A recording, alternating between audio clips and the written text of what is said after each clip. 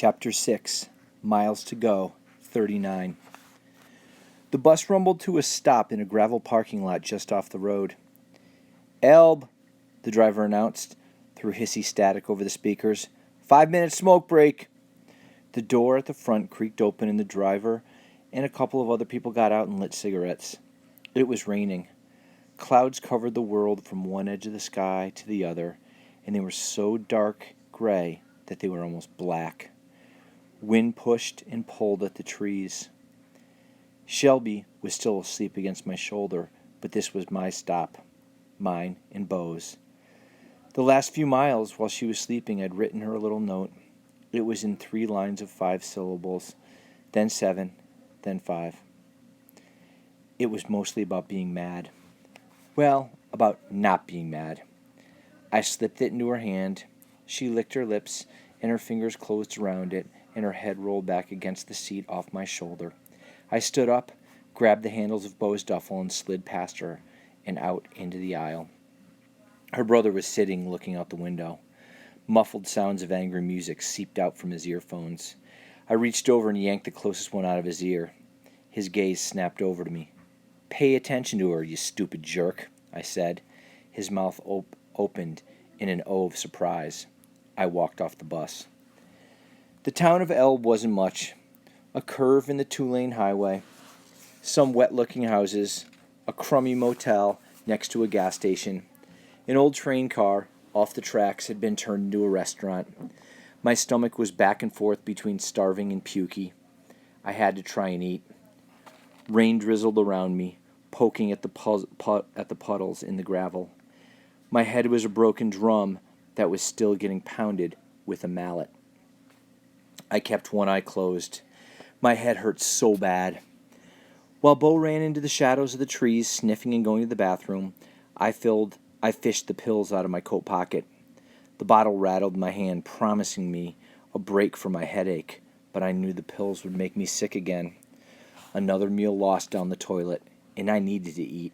I needed to be strong. I chewed on my tongue and pressed and twisted the lid off the bottle. Before I could change my mind, I flipped the bottle over and dumped it out.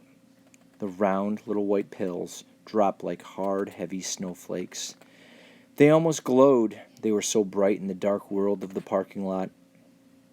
They fell with little splashes into a muddy puddle at my feet. I'd have to take the pain from here on out. It wouldn't kill me. Well, it would, but that was kind of the point. That's the truth. The waitress in the railroad car was too busy to ask too many questions. I told her my mom was sleeping in the motel across the street, and she pulled out a pen from her hair and asked me what I wanted to eat. The food was good, and I kept it down, chewing through my headache. Beau sat still like a saint in my duffel at my feet. The meal was salty and hot, and I slipped him as many bites as I could. While I waited for my change, I looked out at the train car window through the rain to the gas station. One car was filling up at the pump. A couple of people with big hiking backpacks stood against the wall just out of the rain. In a little while, a shuttle bus would pull up to take the people to the mountain. It was the last part of my trip, and that I wouldn't be walking. According to my plan, anyway. But in my plan, I had the $50 for the shuttle ride. I could ask the hikers to give me some money, but I didn't want to. I was doing this thing all the way. I didn't need anybody's help. I didn't want anybody's help. And they'd be suspicious anyway. Why would a kid want to go up a mountain all by himself? You could die up there. I grabbed my change when the waitress brought it and walked across the street to the gas station. I didn't really have much of a plan, but I knew where I was going, and I knew how to get there. That was my plan. I leaned against the wall, a little ways down from the hikers. They were a younger couple, like in their 20s. They both had long hair and bandanas around their necks. The guy looked over at me. "You going to Paradise?" he asked. "Yeah," I said. I waited for his next question and wondered what lie I'd come up with, but the guy just nodded. "Cool, man," he said. "Shuttle should be here any minute." While we waited in the gloomy afternoon, several more people showed up and joined us. An older couple with no camping gear but 3 cameras and a pair of binoculars. A family with 2 little kids that ran around and screamed. An old guy with a walking stick who was so lean and healthy looking, he looked like he could walk 1,000 miles without hardly noticing. I got lost in the crowd. I liked it. I sat down on the ground against the wall and petted Bo through the duffel. When the shuttle bus pulled up, there was a flurry of activity. Tickets and money were passed back and forth. Backpacks were handed over and hoisted aboard. The driver walked around with a clipboard. He looked busy and grumpy. I picked my moment. He was around the back of the bus, muscling a heavy backpack into the trunk. I grabbed my duffel and slipped through the people still standing outside and up the steps onto the bus. I wanted to sit in the back away from the driver, but it was only a little half bus, and the only spots with 2 seats still open were right near the front. I needed room for Bo in his duffel. I plopped down against the window with Bo on the aisle seat beside me and tried to look unimportant. The rest of the passengers filled the other seats around me. "All right," the driver called out, climbing aboard and closing the front door. "Off we go to Paradise Visitor Center in Mount Rainier National Park. Gateway to the mountain herself. Hope none of you was planning to climb her too soon. We're at the front end of a nasty storm." The bus engine thrummed to life and lurched into gear. We started moving. A short stop at Ashford, and we'll be to Paradise in about an hour. I'd made it. One little shuttle ride, and I'd be at the mountain. And then, my stomach knotted up again. I could feel my heartbeat pulsing in my neck. My mouth watered and then went dry. My breaths came short and fast. I shook my head and blinked hard 2, 3, 4 times. My fingernails dug into my palms. "Screw it," I whispered through tight teeth. "Screw it. Here's what I don't get. Why everyone makes such a big deal out of dying. Dying and living. It's all such a mess. That's the truth." It made me mad. A sad kind of angry. Tangled all up in my feelings was a memory. I closed my eyes and held the memory in my mind like a smooth river stone. I was sick again. Jessie was visiting me, which was nice. I got so bored and lonely when I was sick. I was in bed, Bo curled up beside me like he always was. My mom, who was normally a total clean freak about something like a dog in bed, never shooed him down. She let him stay with me where he belonged. Jessie said something about me being too quiet. "Oh, he's always quiet," my mom said, rubbing my forehead with her 2 soft fingers. She was beside me too, like Bo. She always was. "He's always been so quiet and thoughtful." Jessie shook her head. "We were just little kids, still 7 years old." "No," she said in that serious little kid way. "Not like that. More like scared. Little kids are dumb. They'll say whatever stupid thing comes in their head, no matter how true it is, no matter how sad it makes someone's mom." "Scared?" my mom said with a nervous laugh. Her fingers dropped into my shoulder and gave it a gentle squeeze. "What would he be scared of?" Jessie's voice got hushed and whispery. "Maybe he's afraid of dying," she said, her eyes solemn and teary. She wasn't being mean or rude. She just didn't know any better. But I heard my mom swallow, saw her head jerk a little. I knew that if I looked up, her eyes would be teary too. I didn't look up. My mom started to speak. "Oh, Jess, that's a silly thing to say. That's just..." But I interrupted her. I said. "I am afraid of dying." My mom's cool fingers rubbed softly on my hot forehead. I could hear her breathing through her nose. I could almost hear words rising into her mouth and then being swallowed back down as she waited for the right ones. "Being afraid is no way to be, honey," she said at last.